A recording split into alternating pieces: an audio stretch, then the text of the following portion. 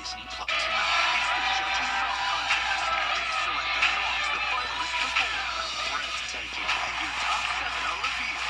Do you have any idea what you just did? American Idol live tonight on ABC. We had a very nice start to the work week, and tomorrow looks good as well. Sunny skies and warm outside, but as we go into the rest of the week, temperatures could cool down a tad, and we'll also see more cloud cover and some chances of rain. I'll have all the details coming up. Right now on News Channel 6 at 7, the end of watch for a fallen Columbia County deputy. We'll take you inside the funeral of Deputy Brandon Sykes. Your news at 7 starts now. Live from Television Park, this is WJBF News Channel 6 at 7. Good evening, everyone. I'm Dee Griffin. Thanks so much for joining us. Coverage you can count on begins with a funeral for slain Columbia County Deputy Brandon Sykes. Hundreds packed the Performing Arts Center to honor him, including Governor Brian Kemp. News Channel 6's Barkley Bishop has more. We know that Deputy Brandon Sykes served and protected his community until the very end. And today, we learn more about him as a father, a brother, and a friend. Light or notoriety for him, it was always about moving in silence and making a difference to protect his family.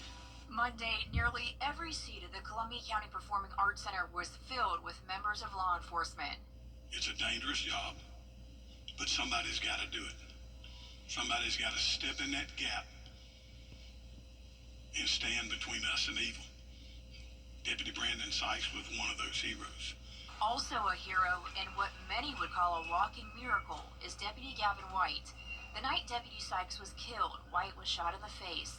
His dedication to be at Sykes' funeral is a reflection of his bond for his fallen brother, a brother who gave his all. Brandon cared for others, and he was willing to pay the ultimate sacrifice for their well-being. Sykes' love for his community and his family was evident in all he did. A reminder that behind every badge is a hero who's willing to risk it all for us. Columbia County Central Deputy Brandon Sykes. 1 second. 608 is that affirmative. 10-4, end of watch for car 608 on April 26 at 18:30 hours. In Evans, Barkley Bishop, WJBF News Channel 6. After the 21-gun salute, Central Dispatch announced a final call to Deputy Brandon Sykes. Central 608.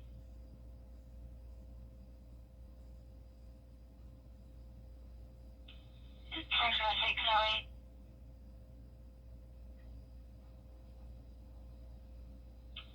Columbia County Central Deputy Brandon Sykes.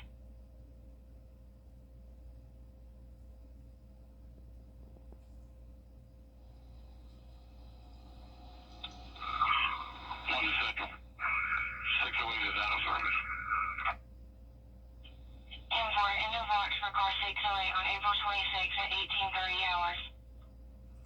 Prior to the funeral, many from across the area lined the streets to pay their respects to Deputy Sykes. Hundreds lined Washington Road, showing out with American flags and holding signs as the funeral procession passed by. They joined several law enforcement agencies coming to Columbia County from across the CSRA and the Peach State. Some of them showing support for Deputy Sykes after they say he personally helped them while on duty. Deputy Sykes come all the way across town to help my daughter one time when she was in a situation with the dogs trying to attack her. And I mean, he was a wonderful person. I never met him myself, but I've just heard so many things. And cops they're just not appreciated. While some who showed up didn't know Deputy Sykes personally, they say his sacrifice and service to the community is something they'll always be grateful for. And it's time now for a first look at our weather. Well, it was a warm day for us with temperatures in the upper 70s, but a chilly start with our temperatures only in the upper 40s. Definitely pretty cold for this time of the year. As for a satellite and radar, it's mostly clear outside, just a few fair weather clouds. Zooming out, you can see some rain to our west and up towards the northeast. 2 areas of low pressure, but where we are, we're under high pressure, which means nice conditions for us both today and tomorrow. We're currently in those low 70s through low 80s. Sylvania still at 80 degrees, but only 73 in Aiken. Louisville, you're at 76. 72 in Crawfordville, 75 in Sandersville, and 73 in Edgefield. Our dew points are in the 40s today, so some drier air has moved in. Winds are out of the west, up to around 8 miles per hour in Augusta. 14, though, in Aiken. So a bit of a breezy day for us on this Cinco de Mayo. And if you're headed out late tonight for some tacos, it's going to be looking good. Be nice to have dinner outside on the patio, as it will be mild over the next couple of hours. Mid-60s by 10, and then feeling pretty cool by the 11 o'clock hour. As we go into Tuesday morning, we'll be down to around the 50-degree mark once again. Looking good, though, overall. Then on Wednesday and Thursday, some big-time changes with clouds moving in, some rain chances, maybe even some storms. And notice some cooler temperatures here and there, with highs only in the 70s on Wednesday. Coming up, I'll have more details on your forecast with a look at your futurecast. So stay with us, but back to you, Dee. All right, thanks so much. We'll see you in a few minutes. It is Hurricane Preparedness Week in Georgia, and agencies like FEMA and GEMA want you to plan and prepare before, during, and after a storm to avoid what happened during Hurricane Helene last year. Arjit Seshadri reports. Agencies like FEMA and GEMA want you to have a plan before, during, and after a storm. We don't want people to get in the thick of a storm and realize the last second, I don't have any batteries and your power is out for days.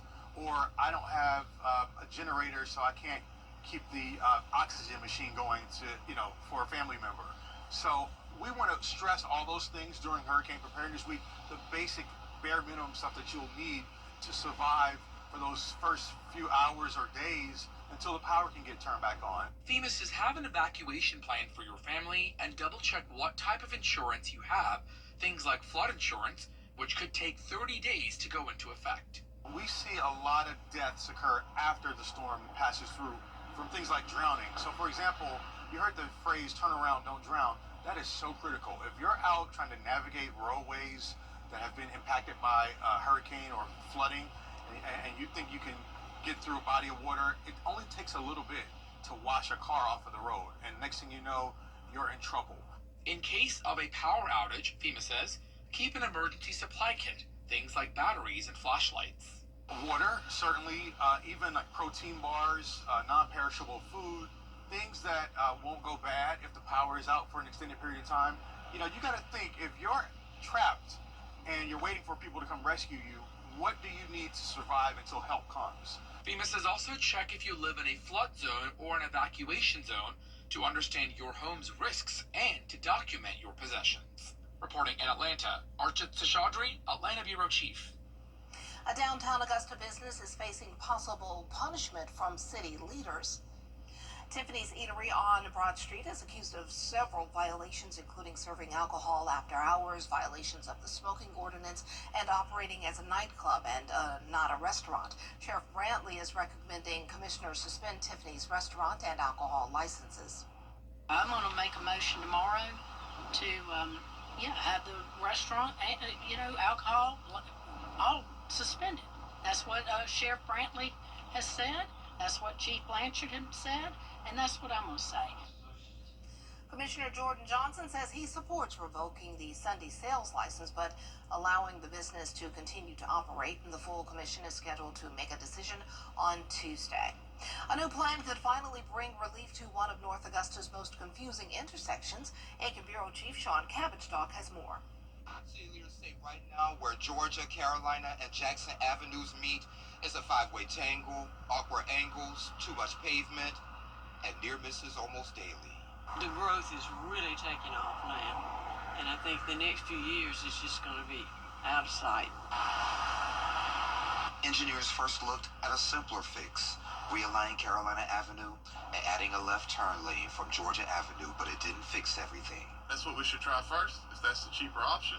Now, they're looking at a bigger move, a dual-lane roundabout. It keeps Georgia Avenue's 4 lanes flowing while simplifying traffic from Jackson to the church. I use this area a lot, and it is always a problem trying to get through here, so I think it's good they're trying to alleviate that problem. Pedestrian safety will improve with crosswalks and flashing signals. Angle parking becomes parallel with 22 spaces lost. Plan looks like it's going to be between $6 and $7 million. City Councilman Dennis Briachico says most people don't want the project, About 90% of the feedback he's received is negative. Some business owners support it, but they're in the minority. And I also hear the concerns about the historic view going up the hill. Does this obstruct the view? Do we have a circle of cars in front of Lookaway End? You know, when that Georgia Avenue view is so historical. Neighbors are sounding off online, some supporting the roundabout, others say fix roads, parking, or the animal shelter first. Some people talk about speed bumps. I don't know that that's really manageable in there. We're not trying to slow down traffic, that much. But there are things we can do with the traffic signals, changing making a one-way street up there, and trying different lights and stuff. Public input is set for Monday, May 12th, right before the City Council study session. It's informal, but they want to hear from you. Then comes a vote on the plan and a move to hire engineers. In North Augusta, I'm Macon Bureau Chief Sean Cabbage-Stock, WJBF News Channel 6. Coming up, President Trump threatening a new tariff on all movies made outside of the United States. Details on his economic plan when coverage you can count on continues. Hey there, Georgia. I'm John Crow with your... We have a nice start to the work week and another beautiful day tomorrow, but clouds will increase on Wednesday with those chances of rain increasing as well. I'll have that full Viper 6 forecast after this break. Hurry! It's happening to get where you're going. We're here for it.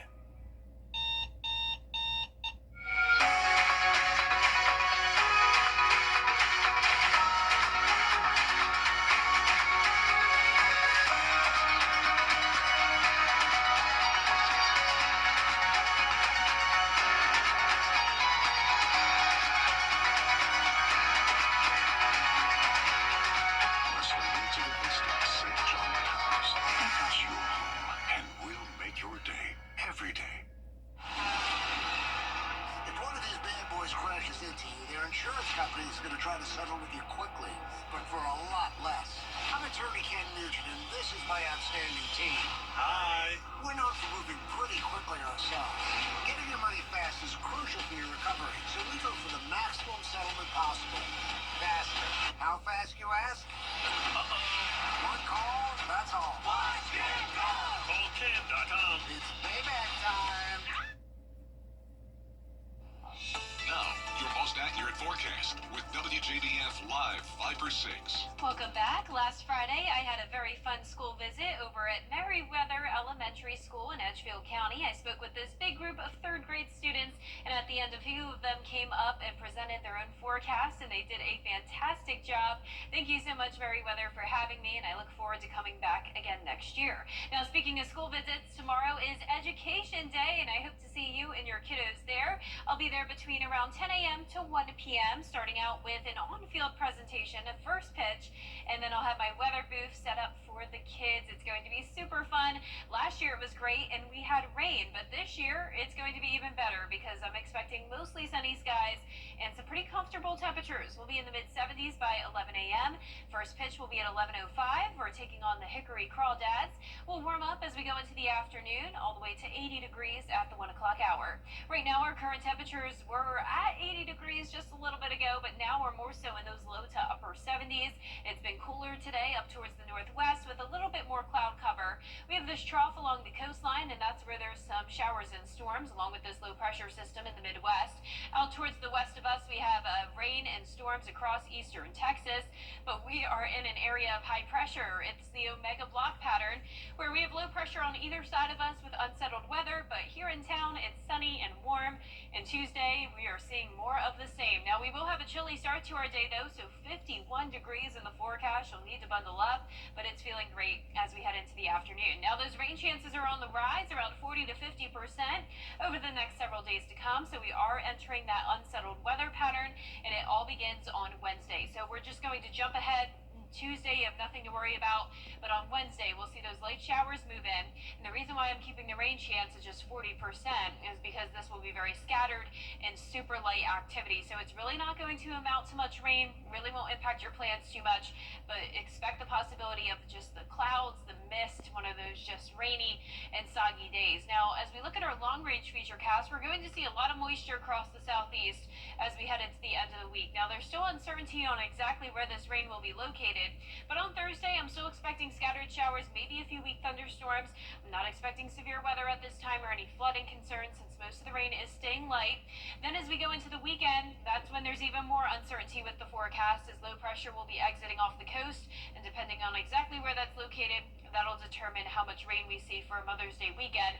As of now, that model's not showing a lot of rain, and for our rainfall totals over the next 7 days, it's only around 1 inch to 1.5 inches. Now, of course, this could change. Notice a lot more rain just to our south. We'll keep you updated on that, but as of now, it's not looking like a whole lot of accumulation. Our lows tonight, once again, around 50 degrees. Highs tomorrow, around 80. And that 10-day forecast is showing the rain chances around Wednesday through Sunday, which is Mother's Day. Even a few showers possible into next week. Temperatures will warm up back into the mid-80s by the middle of next week, with drier weather eventually, but definitely some rain chances for us over the next few days. And we do need the rain, though. We do. All right, thanks. It is day one of the sex trafficking trial of hip-hop mogul Sean Diddy Combs. I'm Rena Roy here in Lower Manhattan. Now the latest on jury selection coming up. Welcome. Saturday, May 10th, sample over 30 teams barbecue and vote on your favorite. After all, it's the people's choice. Get your tickets and more online. BossHogCookoff.com. May 9th and 10th, rain or shine. Waynesboro has fun, y'all. A big truck ruined your car and your career. Now the trucking company thinks they're going to bully you into a bad offer. Don't get tricked, twisted, and trapped into a terrible settlement. Call me first. Call attorney John Boy and Associates now. New video of a crazy traffic problem in Alabama. Crews had to shut down an interstate on last Tuesday because a kangaroo got out of its enclosure. Take a look. You can see the animal hopping down the highway. State troopers, I guess do we have video yet? There it is. Okay. State troopers eventually called the animal's owner, who was able to tranquilize the pet. Poor guy. He's probably just out there like, doo-doo-doo-doo. She was taken to a veterinary hospital where doctors treated some minor injuries. Oh, across the street there. Wow. Hopping right along. Yeah. Just, okay, let's see who can win here. Who's going to go with me? Yeah. Some minor injuries to the animal, but the owner says she's back home and it's expected to be okay. Wow, she got out. She just wanted to get out there and see what's going on. Cute, though, yeah. Well, the 19th annual Boss Hog Cook-Off is happening this week. We love this. We'll have live reports from your hometown of Waynesboro as the city gets ready to welcome some of the best barbecue chefs in the country. It's a lot of fun and a lot of great food. It's sanctioned by the Kansas City Barbecue Society, one of the best, definitely. The event will bring together competition cook teams and some of the best ribs, barbecue, brisket, and chicken in the whole state of Georgia. You know, we have cooking teams that come from all over the Southeast. We have judges that come from all over. But yeah, I would say our reach has gotten, thanks to y'all's help, we're getting a lot of Richmond County. We're getting some people from Bullitt County. So it's exciting to see people come to our town. It's like a family reunion, I say. So it's excited to get to see some old friends. The event lasts all weekend and the competition is fierce. We're live from Waynesboro on Friday, May 9th, starting at 4 p.m. And oh, it's so much fun being out there and you just smell the good food. Oh, it's awesome. Oh, I've been excited for a while now. Yeah, that's right. You get to go. Oh. Yes, Gianna's first Boss Hog as well. You're going to have a great time. Oh, yes. I love Waynesboro, one of my favorite towns to visit. Yeah. So it's going to be a great Friday. I'll be live there. Bring your appetite. Oh, I will be. I'll be having lunch there, and then, of course, all the barbecue for dinner. So a lot of fun stuff going on for me, Dee, because I got the Education Day tomorrow at SRP Park, which we have great weather for. It's going to be a nice, dry day. We're going to see those temperatures in the mid-70s through mid-80s. They're going to fluctuate this week due to the rain chances and some fronts moving through. The rain chances go up to 40% on Wednesday and Thursday. Highest rain chance will be on Friday. Not a guarantee that we'll see rain this weekend, but we'll be watching it. We'll keep you updated. Next week looks drier, and we warm back up. All right, summer is approaching and the temperature's going up. Yeah, no 90s yet, but a lot of 80s over the last several days. Not ready for the 90s. Oh, well, that's our time for now. Our next news comes up at 10 on MeTV. Entertainment Tonight is next. Have a great but safe evening.